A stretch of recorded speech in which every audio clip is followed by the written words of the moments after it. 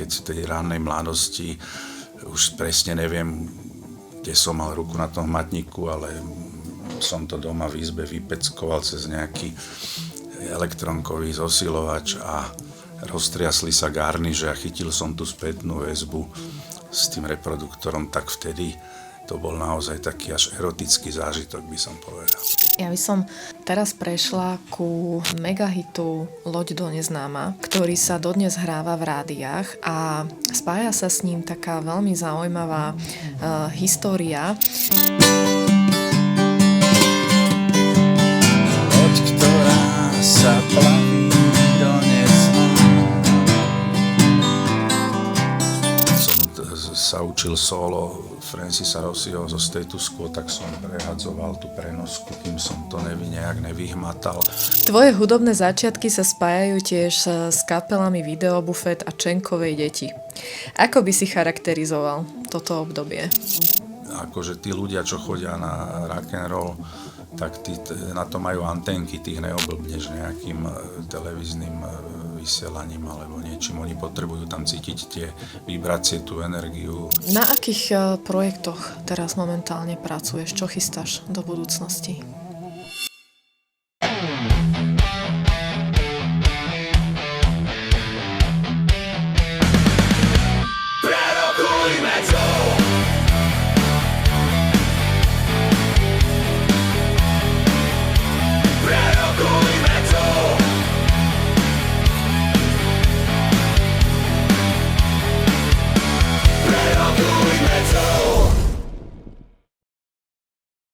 Vítam vás pri ďalšej epizóde podcastu Prerokujme to a dnes to bude poriadna jazda rokovou históriou aj súčasnosťou, pretože mojím dnešným hosťom je skvelý gitarista a producent Peci Uherčík. Peci, vítaj. Ďakujem za takéto hviezdne privítanie, no dúfam, že to bude naozaj dobrá jazda. Určite bude, pretože tak ako každého hostia, aj teba na začiatok hneď prerokujem až do špiku kosti, takže dám ti rýchle otázky a ty mi iba rýchlo na ne odpovedz. No. Takže zaujíma ma, aká je tvoja najobľúbenejšia kapela svetová z 80. rokov? Ktorá začínala v 80. rokoch? Áno, napríklad.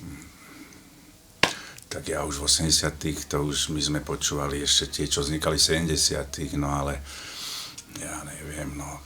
Viem, že sme boli dosť unesení z Guns N' Roses, keď prišli s takým tým závanom. Ja neviem, či to bolo 87, ten ich prvý album, alebo tak nejak, že došli po takom tom skosnatelom už heavy metal, došli s takým bluesovými, osviežujúcimi prvkami a takým tým rock'n'rollom od podlahy a to sa nám veľmi ľúbilo už vtedy. Áno, super. A tvoja prvá gitara bola kúpená alebo požičaná?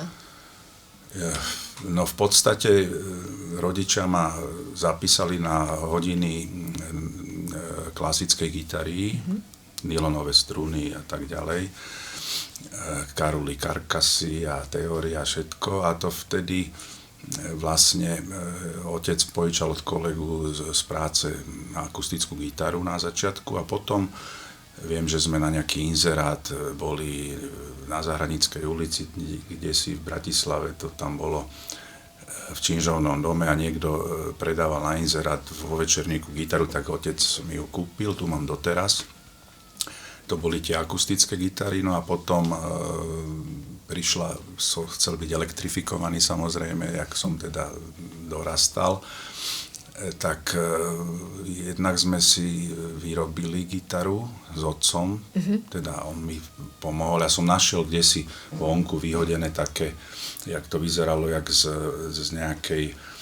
dresu, z tej drevotrieskovej dosky vyrezané, taký tvar pripomínal telo gitary, tak som to zobral a otec mi zohnal na to aj hmatník a vznikla taká robená elektrická gitara. A potom som si sa snažil nasporiť aj s brigádovaním a podobne na Jolanu, Irisku a tu som si aj kúpil potom. Čo nemohli malé peniaze na tú dobu, nejakých 650 korún, ak si dobre pamätám. To je dosť. A to bol, ja neviem, 2/3 priemerného platu. Jasné. Najikonickejší akord, ktorý si kedy zahral? Joj, no tak to ťažko povedať. No tých akordov vznikajú rôzne súzvuky zaujímavé, aj akordy v rôznych aj iných ladeniach, no. Ale to by som klamal, keby som niektorý tak dal na piedestál, no ale možno, že jedný z tých akordov, keď v tej rannej mladosti, už presne neviem, kde som mal ruku na tom matníku, ale som to doma v izbe vypeckoval cez nejaký elektronkový zosilovač a roztriasli sa garniže a chytil som tú spätnú väzbu s tým reproduktorom, tak vtedy to bol naozaj taký až erotický zážitok, by som povedal. OK. Beatles alebo Rolling Stones? No, v podstate najprv asi ten Rolling Stones, ale myslím si, že je dobré poznať piesne obidvoch kapiel, pretože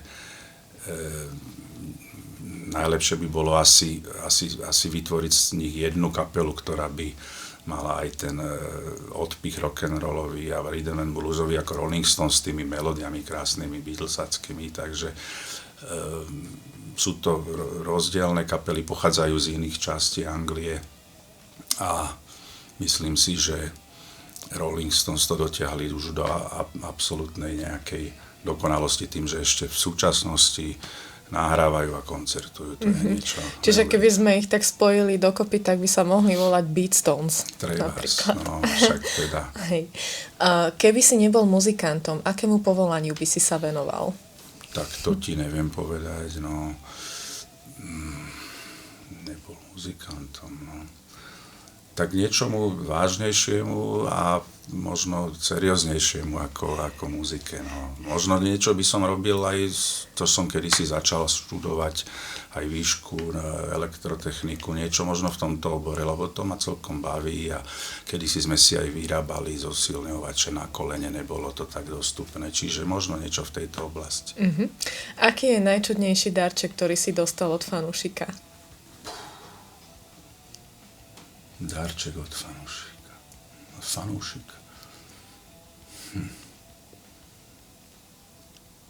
No tak toto nebude rýchla otázka. To bude rýchla otázka, ale pomalá odpoveď. Neviem si spomenúť takto rýchlo, ale dostávam teraz, občas mi chalaň nosí taký fanúšik, čo chodí aj veľa na koncerty naše, také prívesky na kľúče s takou gitarkou alebo také magnetky na ladničku, tak to je asi tak, by som povedal. Dobre, aká je najhoršia rada, ktorú si v živote dostal? Najhoršia rada? No, myslíš v rámci nejakého hudobného pôsobenia? V rámci hudobného. Tak boli aj dobré rády od tých všetkých hudobných a zvukových režisérov, ktorí nám aj veľmi pomáhali pri nahrávaní napríklad. A dostal som aj také rady, že mám ísť si vyštudovať nejakú hudobnú teóriu alebo nejakú školu hudobného zamerania. No a ja som to neurobil, ja som taký chlapec od rock'n'rollu zo sídliska Ostredky, čiže z časti samozrejme som musel zabrdnúť aj do tej teórie, aj k tým notám, však hral som vo vojenskom umeleckom súbore, som bol ako na vojenskej prezenčnej službe dvojročnej, čiže niečo z teórie samozrejme musím vedieť, viem, ale nie som študovaný muzikant. A také rady som aj teda dostával, že mal by som kedysi, no vtedy boli tie triedy prehrávky za socializmu, ale odolal som. Dobre. Ak by si mohol zahrať s jedným svetovým gitaristom na jednom pódiu, kto by to bol? Nuž, tak asi s tým Richardsom, čo sme spomínali, tých Rolling Stones, lebo to je tak niečo neuveriteľné, ten jeho spôsob hrania, že keď to aj niekto chce napodobiť, je to veľmi náročné, proste taká tá špínavosť a neviem, či to aj on niekedy vie sám po sebe zahrať, lebo ja tiež po sebe niekedy neviem, že sa mi niečo podarí náhodou, ale Asi s ním možno by som si rád niečo zahral. OK. Na čo by si nepovedal nie? Jam session alebo after party? Na čo by som nepovedal nie? No tak asi by som si išiel zahrať, no. Jam session. OK. A posledná otázka, čierna alebo biela? Mám čierne gitary, biele gitary, neviem na to odpovedať, no. Dobre. Ale asi čierna. Dobre. Tých mám viac, tých čierna.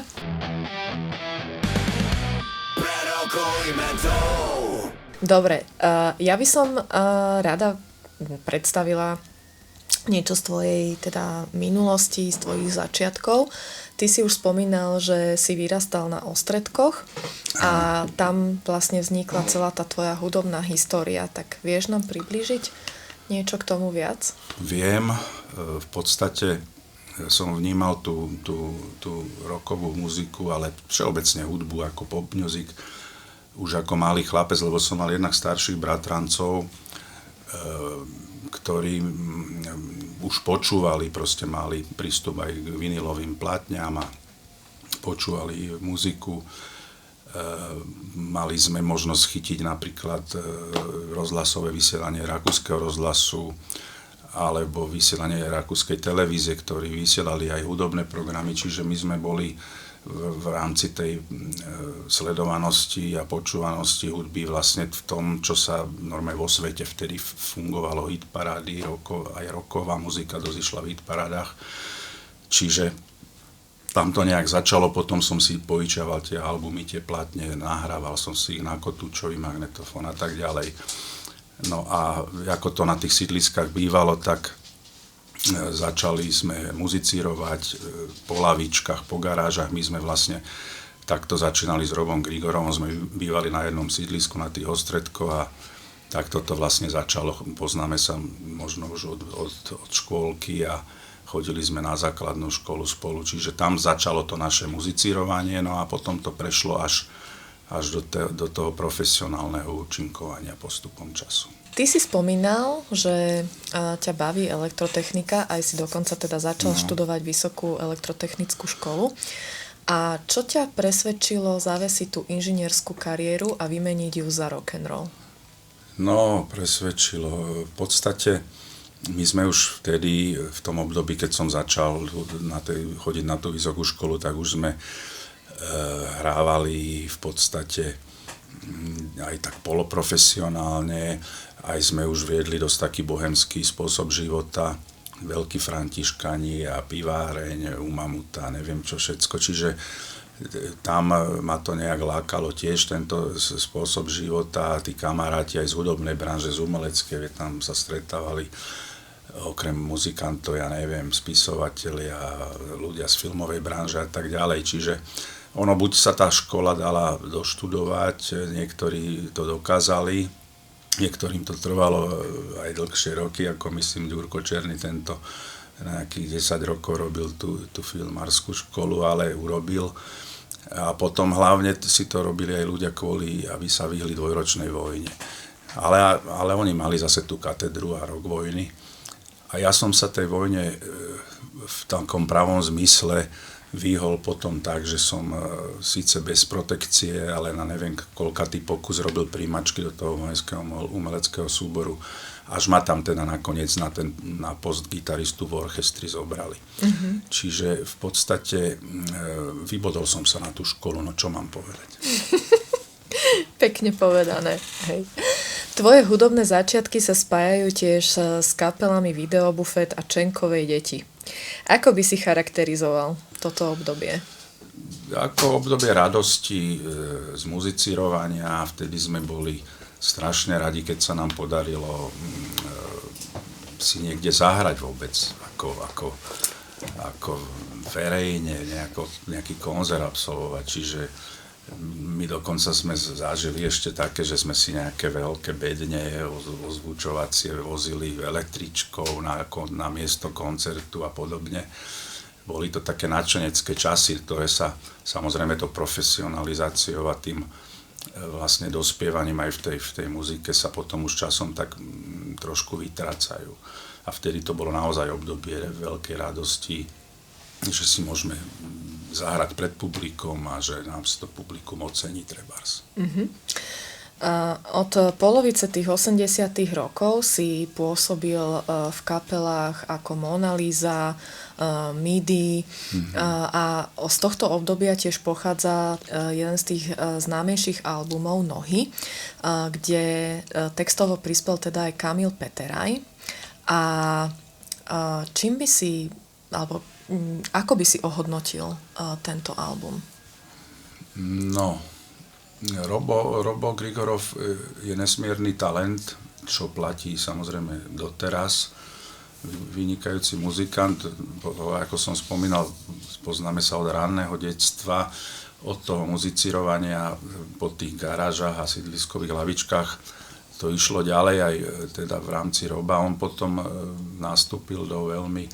Chvíľu hrával s takou folkovou kapelou Prešporok, folkovú muziku, akustickú, a potom zrazu došiel ostrihaný, lebo začal hrať v ska kapele Ventiler G, a ktorá teda dosiahla enormnú popularitu v polovici 80. rokov zhruba. A potom Robo vlastne sa zrazu ocitol s Mirkou Brezovskou, zakladali kapelu Mona Lisa, do ktorej som bol prizvaný. Tak to už bola taká tá poloprofesionálna činnosť viac menej, a postupne sme sa teda sprofesionalizovávali, chodili sme na tie všetké prehrávky umelcov, a kde nás skúšali aj z tej hudobnej teórie, aj z hry, aj z politických vedomostí napríklad, čo bolo také zaujímavé. No a tento Robo vlastne nahral prvý album s jednou partičkou muzikantov, ktorých samozrejme poznám, nebudem ich všetkých menovať, a druhý album, myslím, že hneď rok na to, nahrával už v novom opuse postavenom digitálnom na Mlynských nivách, a to už sme boli zostava teda s Dúškym Hajekom, bubeníkom, so Stanom Šebestom, basgitaristom, Zetienkom Hricom, s keyboardistom. Ja som nahrával gitary, čiže takáto partička. No a Robo mal už vtedy texty od renomovaných textárov, čiže ako si spomenula, samozrejme Kamila Peteraja, a robil mu texty aj Ľuboš Zeman. Ja som mal teda šťastie na Ľuboša Zemana, lebo Robo vyťahol raz doma zo šuflíka taký text, že toto je Zemanov, že urob na to muziku. No tak na tom druhom albume skupiny MIDI mám vlastne ako autor hudby s textárom Ľubošom Zemanom máme pesničku Aspoň viem, že ešte žijem. Áno. Ja by som teraz prešla ku megahitu Loď do neznáma, ktorý sa dodnes hráva v rádiách, a spája sa s ním taká veľmi zaujímavá história, keď vlastne ako prvý ju počul Ferry Griglák a nazval ju tak, ešte keď nebola otextovaná pracovne, áno, Cibulové pole, a chcel teda, aby v tej pesničke zazneli aj gajdy. Vieš nám porozprávať, ako táto pesnička vznikla? Viem, no pamätám si to, samozrejme, je to možno tak 80. Ešte som hrával s Robom Grigorovom pred emigráciou, keď sme hrávali vlastne turné aj k tomu albumu Nohy. No my sme sa s Ferim aj navštevovali, a on došiel raz k nám na Ostredky do bytu, a ja som chytil akustickú gitaru, španielku teda, no a zahral som mu taký ten motív, aj zaspieval nejakú melódiu k tomu. No a on sa tak hneď chytil za ten nos a hovorí, to musíme urobiť, to bude sa volať Cibulové pole a budú tam škótske gajdy. No a tým pádom sa stal takým duchovným otcom tej piesne. Pomohol mi aj s nahratím, pretože za socializmu nebolo zrovna jednoduché sa dostať do nejakého nahrávacieho štúdia. On mi prepustil svoje termíny, ktoré mal v divadle hudby, a tam sme to vlastne potom aj zdárne nahrali, ale predtým nás ešte čakali dve dôležité veci: nájsť na to interpreta alebo interpretov a nájsť textára, ktorý spraví dobrý text, lebo vlastne bolo to robené spôsobom najprv hudba a k hudbe sa mal urobiť text. No a Ja som to aj, myslím, aj Robovi niekde po koncerte, či kedy pred koncertom v šatni nejak brnkal a nejak, on sa mi zdalo, že nejak moc ho to nebralo, tak sme to s Ferimi išli ponúknuť. Viem, že to bolo v Istropolise v Dome odborov vtedajšom. Sme boli za Pálom Horvátom a Maťom Ďurindom. Oni tam, myslím, mali koncert s Ďurom Černým ako tublatanka. A tak sme im navrhli spoluprácu a oni súhlasili a súhlasil aj ich dvorný textár a manažer Martin Sarvaš, čo sa ukázalo ako veľmi dôležité tiež. A preto dôležité, lebo čo sa týka tej hudobnej stránky, tak títo dvaja chlapci im nádherne išli dokopy. Hlasy Maťov taký kultivovanejší, nižší a Pálov taký expresívnejší, vyššie položený hlas sa vynikajúco doplňali, čo ukázali, predvedli aj v tejto pesničke. No a Martin Sarvaš urobil podľa mňa jeden zo svojich vrcholných textov, alebo najkrajších pre mňa, takže tak sa to nejak podarilo, všetko zapadlo jak málo do seba, urobili sme pesničku, myslím, že to bolo tak v lete roku 1988 sme to nahrali v tom divadle hudby pod názvom Zoskupenia Uherčík, Ďurinda, Grigla, Horváth, lebo vtedy mi napadlo, že keď môžu byť Crosby, Stills, Nash & Young, tak dáme si priezviska ako 4. No. Ďuro Černý tam nehral na tej nahrávke, tak sme to spravili týmto spôsobom. Originálne. Ty si v roku 1993 vystúpil na festivale Rock Pop Bratislava. Spomínaš si na niečo, čo ťa najviac na tomto podujatí nadchlo? Ak máš na mysli to podujatie, čo bolo na Devine? Áno. Áno, to bol veľký koncert. Bolo tam x kapiel, aj zo zahraničia, ale pre mňa bolo veľmi dôležité, že headlinerom bol Chuck Berry, vlastne človek, ktorý ten rock'n'roll v takej tej naozaj prapôvodnej podobe priniesol ešte v druhej polovici 50. rokov a bez neho by jeho vplyvu by nevznikli možno ani Rolling Stones a podobné kapely. Čiže ja som mal tu možnosť, že som stál za ozvučovacou bedňou na pódiu a od Chuck Berryho asi 2 metre a celý koncert som mal možnosť takto si vychutnať. Bol to úžasný zážitok a dokonca mám niekde odloženú kartičku, som mal taký stage pass, sa to myslím volá. A po koncerte som si ho dal podpísať od Chuck Berryho, takže je to úžasná pamiatka, spomienka. Som za to vďačný, že som to mohol absolvovať. Peci, ty si prešiel viacerými projektami a čo považuješ za najdôležitejší zlom vlastne vo svojej hudobnej kariére? Nuž, ono tých zlomov asi bolo viac, no jednak som zlom možno bol prvý pre mňa to, že som sa dostal ešte v tých 80. rokoch nahrávať do profesionálneho štúdia rozhlasového, že si pamätám, ako som držal v ruke malý single, SPčku, platňu, kde sme vlastne so skupinou Mona Lisa bola nahrávka piesne, ktorej som spoluautor aj s Duškým Tvorikom a Danom Mikletičom. A pre mňa to bol úžasný pocit niekedy v 85.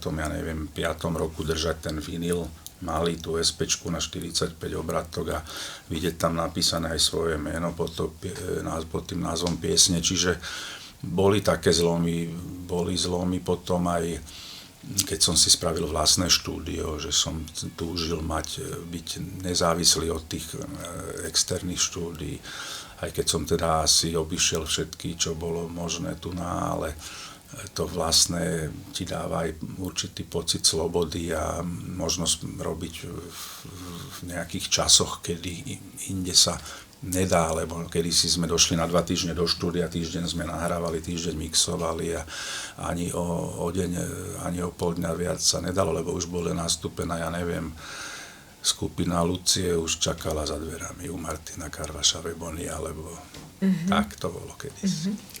Ty sa okrem hrania vlastne venuješ aj produkcii a ako si sa k tomuto dostal? No v podstate dostal som ponuku, napríklad, ale rôzne ponuky to boli. Napríklad si spomínala pred chvíľou také spojenie, že Megahit, to je supermarket, megastore, ale sa tomu dávajú také názvy, lebo viem, že označujú takým niečím aj, takým názvoslovím aj pieseň Vrať trochu lásky medzi nás, ktorú napríklad, ktorá vznikla tak, že chlapci zo skupiny Manifaktor ju nahrali pôvodný, ten motív, to demo, presne na magnetofónovú kazetu, niekde v skúšobni, v vátorových kosiach. A tá kazeta sa dostala ku mne, dal mi ju Jožo Šebo, ich manažér, a povedal, že oni nevedia si s tou pesničkou ako rády. Nahrávali vtedy vlastne, tuším, ako prvá kapela, keď sme hovorili o tých štúdiách, tak Vašo Patedl postavil štúdio Relax začiatkom 90. rokov v Dúbravke starej. No a tam vlastne ja som zaranžoval tú pieseň aj pre Slačikové kvarteto, aj som nahral všetky gitarové party, aj vymyslel gitarové solo. Chlapci to potom naspievali. Ten nádherný text Joža Urbana. No a stal sa z toho tiež nejak takto, že hit, veľa sa to hrávalo, aj sa to dodnes hráva. Takže je tam určitý kus aj tej hudobnej produkcie. No, jedna vec je byť ten výkonný umelec, realizovať napríklad tie gitarové party, nahrávať a party je iné. Party. A potom iné je sedieť možno na druhej strane toho skla a hovoriť niekomu, kto nahráva, že ako by to mohol, alebo čo by mohol skúsiť. A to je vlastne viac tá hudobná produkcia potom. A tvoj posledný projekt, alebo teda pieseň, ktorá vznikla tiež v spolupráci s viacerými interpretmi a ktorú otextoval už teraz bohužiaľ nebohý Dano Mikletič, pieseň Vianoc čas, áno. Povieš nám k tomu niečo? Už je to také smutné spomínanie pre mňa, lebo s Danom sme sa poznali od tých 80. rokov, ako som spomínal ešte, keď som hrával aj v tej skupine Mona Lisa, tak sme spolupracovali už s ním ako textárom. Dano zomrel minulý rok v lete a myslím, že je to jeho posledný text v jeho pozemskom živote, lebo potom už tá komunikácia, bola to posledná moja komunikácia e-mailová s ním, kedy mi poslal ako finálnu verziu textu Vianoc čas a napísal, že sa teda ospravedlňuje, ale že nebude komunikovať ďalej, alebo momentálne, lebo mu to zdravotný stav nejak nedovoluje. No a bol ťažko chorý a vlastne nedožil sa úplne tej finálnej zvukovej nahrávky tej piesne, ale priebežne ja som vždy dodával, jak som na nej pracoval, také pracovné snímky. No a som rád, že som si dal teda záväzok, že to do konca minulého roka, alebo do začiatku decembra minulého roka stihneme, a bola to naozaj výzva, pretože keď som len spočítal počet spevákov a spevačiek, ktorí účinkujú alebo spievajú v tejto piesni, tak je ich rekordných 45, to som v živote ešte nerobil na také pesničke. A je to samozrejme spolu s 19 dievčatami zo dievčenského speváckeho zboru Slovenského rozhlasu, bolo to robené v koprodukcii so Slovenským rozhlasom, tak pod taktovkou Adriana Kokoša, so symfonickým orchestrom teda, no a s týmto dievčenským zborom. Bola to taká naozaj pre mňa, toto bola veľká výzva, že dokončiť to, aby ten Dano to to mohol si vypočuť tak, ako sme si to asi aj s ním predstavovali, taký veľkovýpravne by som povedal tú pieseň. A myslím, že sa to aj celkom podarilo.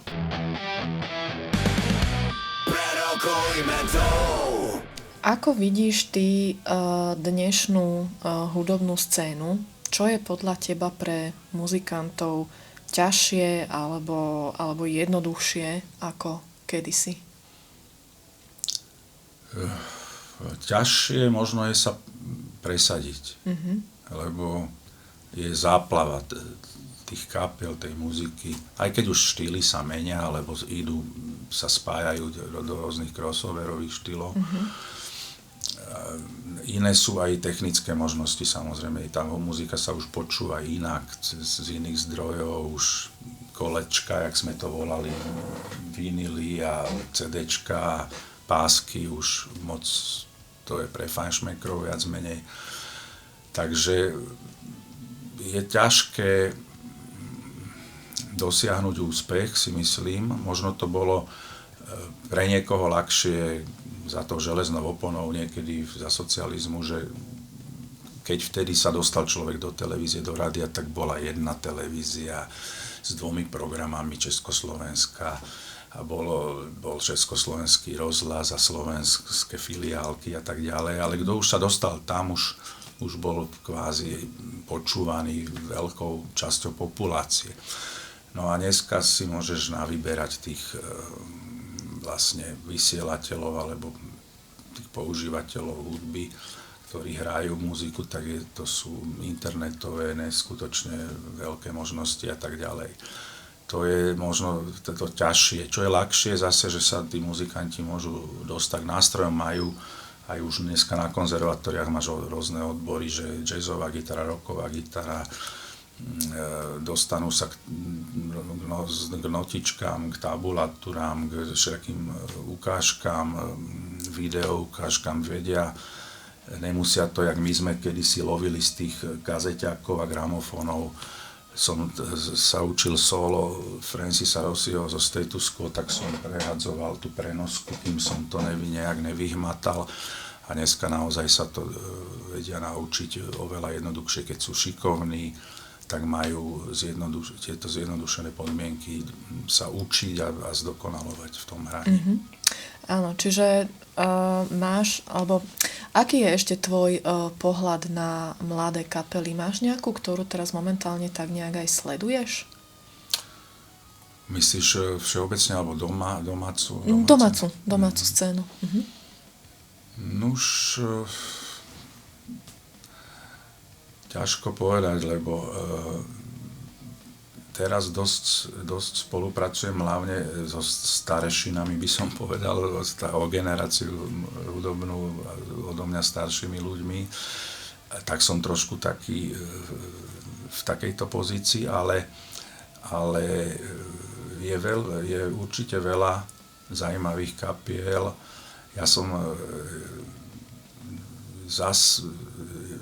tak mi brnkla okolo ucha svojho času kapela so zaujímavým názvom, že Doktor Viktor, a to je česká kapela, a aj som ich niekde počul, oni hrajú taký naozaj od podlahy rock'n'roll, taký ten heavy rock. A myslím, že takéto kapely majú šancu, ktoré to robia bez nejakých veľkých kalkulov. Že veľa urobí trebárs tá medializácia a všetko okolo toho, ale akože tí ľudia, čo chodia na rock'n'roll, tak tí na to majú antenky, tých neoblbneš nejakým televíznym vysielaním alebo niečím. Oni potrebujú tam cítiť tie vibrácie, tú energiu rockovú, takže myslím si, že a držím palce takýmto kapelám, ktoré toto vedia zo seba dostať. A nenechajú sa odradiť, aj keď je to samozrejme ťažké sa presadiť. Na akých projektoch teraz momentálne pracuješ? Čo chystáš do budúcnosti? No, ako som spomínal trošku teraz s týmito mojimi staršími kolegami som sa spojil, lebo jeden z nich, Joško Barina, bohužiaľ minulý rok koncom februára zomrel. Je to zakladateľ takého naozaj v 60. rokoch založili, alebo boli jednými z prvých tých beatových muzikantov. Mali kapelu Players, kde hrávali inštrumentálnu tvorbu na spôsob Shadows napríklad. Nemali ani 20 rokov a boli už v rozhlasových štúdiách a s takými režisérmi, jak pán Leoš Komárek napríklad. Čiže boli to šikovní chlapci. Jožko potom presedlal na piesňovú tvorbu, mali kapelu For Meditation, mali neskôr premenovanú na Meditating For. Veľmi dobré nahrávky, hlavne tie z toho prelomu tých 60. 70. rokov. No a potom on sa stal taký undergroundový, oni mali aj nejaký prúser, taký niekde po tej invázii Varšavskej zmluvy, tak na nejakom podujatí zahrali skladbu Purpurový smutok, čo si cenzori vysvetlili po svojom, no a oni im aj sťažili značne život. No a Jožko potom až vlastne do svojej smrti bol v tej pozícii toho undergroundového muzikanta. Ja som mal tú česť s ním aj určitú dobu hrať, spolupracovať a zaujímavé je na tomto, že ďalšie meno, ktoré spomeniem, tak spolupráca vznikla tak, že Jožo Barina odovzdával cenu v Atelier Babylon, na pódiu cenu Fedora Freša. Vlastne on ju odovzdával Andrejovi Šebanovi ako na druhom ročníku, pretože on ju dostal ako prvý, tento Jožko Barina. No a ja som tam sedel v šatni, lebo hral tam aj Pálo Hamel. Hrali tam ako prúdy a ja som v šatni hovorím Pálovi, že Páli, poznáme sa rokuce, že ne, však mám nejaké nápady piesňové, neurobíme niečo. No a on, že prečo nie? No len potom došli to bolo nejak začiatkom roku 2020, potom bola taká zvláštna doba chvíľku, no ale pred rokom aj niečo sme si nejak volali a hovorím Palino, a čo s tou pesničkou? A on, že dobre, že hovorí, že robím album práve, že pripravuje teda album a že bude taký, ja hovorím, pošlem ti takú folkovú, by som chcel, aby si tam hral aj fúkaciu harmoniku a tak na akustických gitarách. A on, že nie, že on chce robiť taký bluesový album, čo som sa teda počudoval, lebo Pala mám tak zahradeného ako takého trubadúra, takého pesničkára hlavne. No ale poslal som mu potom takú bluesovejšiu pieseň a hneď povedal, že jasné, že to sa mu páči, len že zmeníme tóninu, že je mu to trošku vysoko. No a zase to má prepojenia čarovné, že spoluautorom tej piesne je Peter Koreň, to je hráč na Hemmondy a klávesové nástroje, ktorý vyše 50 rokov priebežne spolupracoval so spomínaným Jožom Barinom a text robil Ľubo Belák, to je muzikant a telom aj dušou, ale aj, čo ja viem, textár, spisovateľ, aj pracovník televízny, ktorý robil rôzne relácie, aj hudobné kedysi. No takže on napísal text Ľubo Belák a takto v tejto tvorivej zostave to aj zostalo. Pieseň sa volá Túto noc. Je taká ľahko erotická a čo je zaujímavé, že je to taká bluesová vec, taká naozaj, aspoň to demo také bolo, ale potom som si povedal, že skúsim to ešte trošku tomu dodať niečo navyše a pozval som k spolupráci vynikajúceho jazzového muzikanta, pianistu Pavla Bodnára, ktorý nahral piano, aj my vlastne spolu aranžovali sme spolu dýchovú sekciu. Tam mám vynikajúcich, pozval som chlapcov, Pála Rúčeka na saxofón, Braňo Belorit trombón a Samo Šimek trumpeta a dve také divy, dievčatá, dámy, Svetlanu Rímarenko a Danielku Tomešovu. Oni zaspievali krásne vokály. No a Hemmondy nahral spomínaný Peťo Koreň, spoluautor. Takže tá vec dostala trošku taký aj jazzový podtón, by som povedal. A Myslím, že sa páči aj poslucháčom a je mi cťou, že som mohol s týmito ľuďmi sa zúčastniť na vlastne produkcii tejto piesne. No. Nahrávali sme to v štúdiu u mňa na Slavíne a ešte s jednou piesňou, ktorú vlastne urobil Pali z Hamel s Kamilom Peterajom a tá sa volá Salto Mortale. Tam som zase ja taký spoluaranžér a gitarový nahrávač a tak ďalej. Okay. Ďakujem. A na záver teda by som sa ťa ešte chcela opýtať, že spravil by si niečo inak, od kedy si začínal s tou hudbou? Veľmi ťažká otázka. Asi áno, asi po svojich skúsenostiach určite, ale to sa nedá samozrejme vrátiť v čase.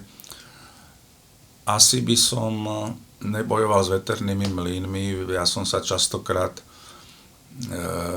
keď sa stala nejaká krivda, napríklad niekto ti sa podpíše pod pesničku, kto na nej nezložil ani notu, alebo proste tieto nepríjemnosti aj obchodného, alebo proste neuvedie ťa, alebo neosloví ťa, keď ťa má osloviť, neopýta sa, tak by som už neriešil asi tak, že by som sa asi povznesol viac, alebo by som sa miesto toho času, ktorý človek vlastne asi v tejto guberni venuje všelijakým súdnym ťahanicám, ktoré sú častokrát skorumpované, čes výnimkám, tak to by som asi sa snažil dať bokom alebo minimalizovať, eliminovať a venovať sa tej muzike, lebo zabera to čas a bere to človeku aj z nervov, takže mohol som urobiť možno ďalších 20 pesniček alebo albumov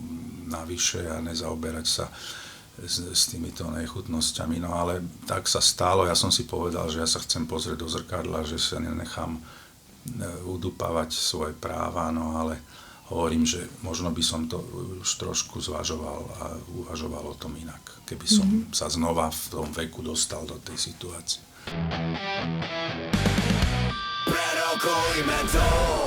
Ja mám teda ešte teraz pre teba jednu takú mini výzvu, že si zahráme na gitare. No, dobre. Mám tu pripravené 3 čarovné magické slovíčka a ty vlastne môžeš zahrať na ne to, čo si pod tým predstavíš. No dobre, tak ja už som teda viem, že toto príde, tak Jimmy mi požičal krásnu gitaru Ovation. Ja tu mám nejaký ťah, lebo ja už som starší človek. Prvé slovíčko nohy. Nohy. Podľa toho albumu? Áno. No tam mám tu autorsky tú jednu, čo som myslím spomínal, volá sa Aspoň viem, že ešte žijem. Je to text Ľuboša Zemana a určite to vzniklo nejak takto, že som mal akustickú gitaru a som si niečo vybrnkával a vzniklo to. To tak vzniká obyčajne. Keď neplánuješ moc, tak som si hral asi tak na tých ostredkoch, zrejme niekde doma v byte v 80. možno 6. roku, neviem.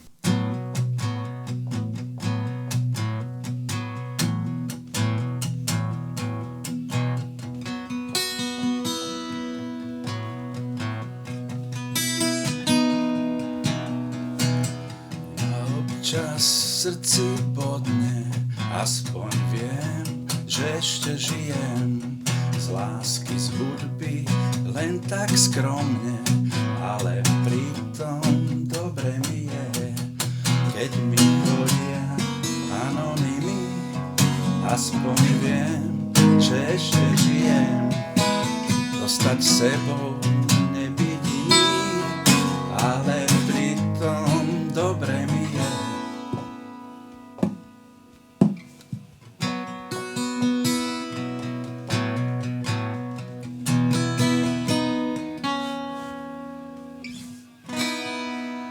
Tak asi to vzniklo. Ďakujem. A druhé slovíčko, loď do neznáma. Budem potrebovať tvoju pomoc. Moju pomoc? Že prídi sem, prosím. Okay. Tak máme asistentku, takto nejako to u Fera Griglaka na Záhradníckej v byte vyzeralo, že chlapcom Pálovi Horvátovi a Maťovi Ďurindovi, že dajme to vyššie. A ja som to mal takto v G-dur. Taký country, akože tónina. No a potom, a že čo teda, dajme to do A. Ale ja som chcel mať obratý akordov presne jak tak Fero Griglak mi držal, tak to budeš jak Fero Griglak. Len dobre tlač. Čiže ja som hral.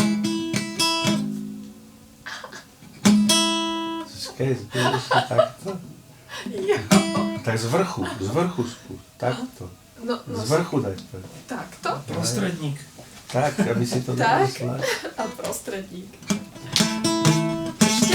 Aby táto strana bola Ja mám malé prsty. Nie, takto. Neboli to, čo? Boli.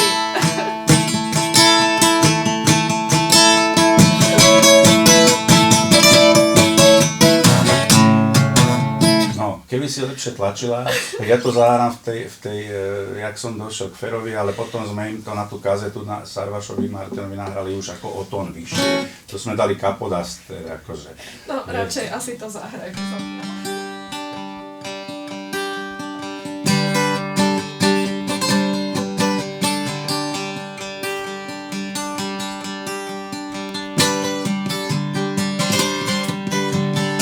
Loď, ktorá sa plaví do neznáma, stratí svoj smer a ty ju opustíš. Čaká, pretože ju práve ty nezabudíš. Tak ešte chvíľu zostaň,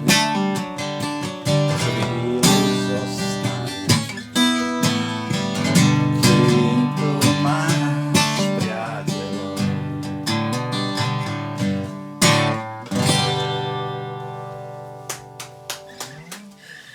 A teda posledné.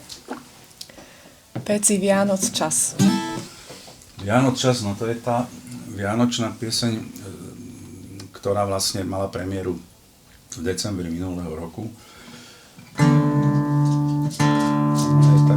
Ona je v D-dur.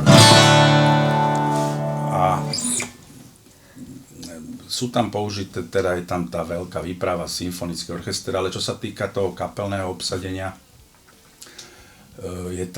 sú tam akustické gitary, 12-strunová, 6-strunová, básovú gitaru nahral, keď si to vypočul, to demo, tak bol veľmi nadšený Anton Toník Jaro, môj starý kamarát, tak ten mi nahral nádhernú bas-gitaru do tejto piesni. A aranžmán robil jeho syn? To je veľmi zaujímavé, že som teda Toníkovi hovoril pri tom nahrávaní, že by som to chcel, aj Dano mal takú predstavu počas života, že tak veľkolepo poňať, grandiózne, no a že by to bolo so symfonickým orchestrom a speváckým zborom a Toník povedal, no však ale môj syn, on je vyštudovaný kompozítor, tak on je jedna kontrabasista, jedna kompozítor, no tak hovorím, tak mi daj na ňo kontakt, no a slovo dalo slovo a aranžerom je vlastne spoluaranžerom tejto skladby je mladý Anton Jaro, ktorého ja volám Toninko, aby som odlišil teda.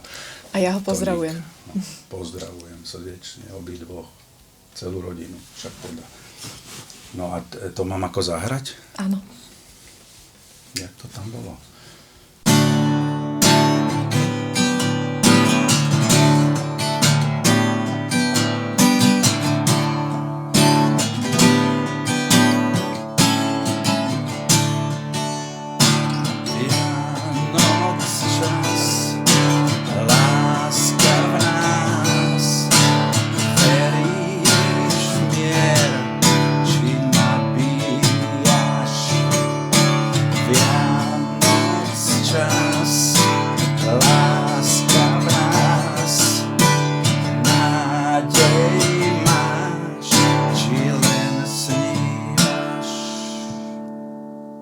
Šťastné a veselé Vianoce.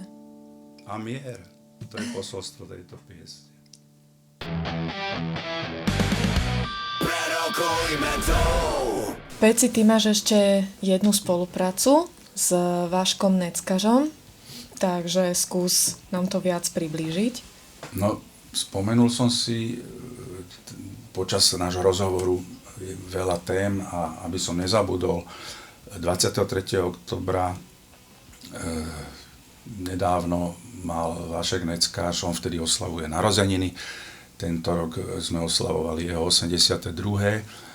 A bol som pozvaný si zahrať na jeho koncerte v Dome kultúry Zrkadlový haj. Bolo vypredané, nádherná atmosféra, výborná standing ovation a všetko, čo k tomu patrí.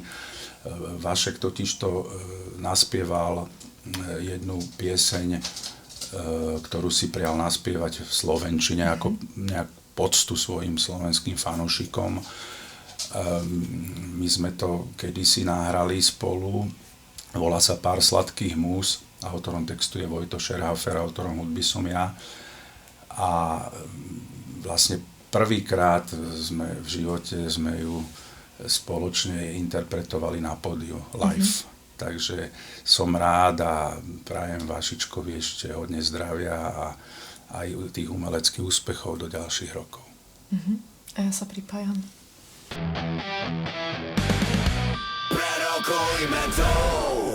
Takže Peci, ďakujem, že si to prišiel s nami prerokovať. Prajem ti veľa úspechov a som rada teda, že si priniesol na tú slovenskú hudobnú scénu veľa skladieb, ktoré určite sú nadčasové a budú pretrvávať ešte veľmi dlho.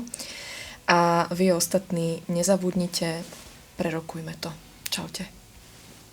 Ďakujem za pozvanie, ďakujem za kávičku, vodičku a hlavne za tie priania do budúcnosti, tie budem potrebovať.